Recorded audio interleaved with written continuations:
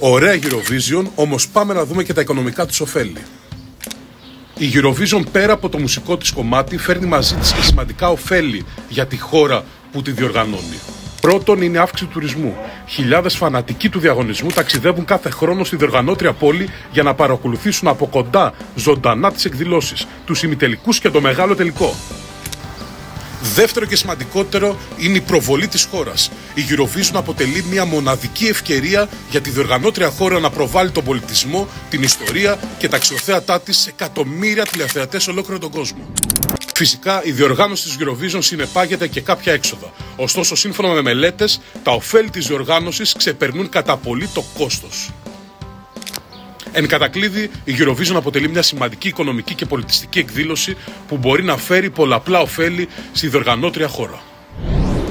Γράψε μου όμως στα σχόλια, εσύ παρακολουθείς Eurovision και δεύτερον, πιστεύεις ότι τα έξοδα αξίζουν για τη διοργανώτρια χώρα? Περιμένω να δω τα σχόλιά σου.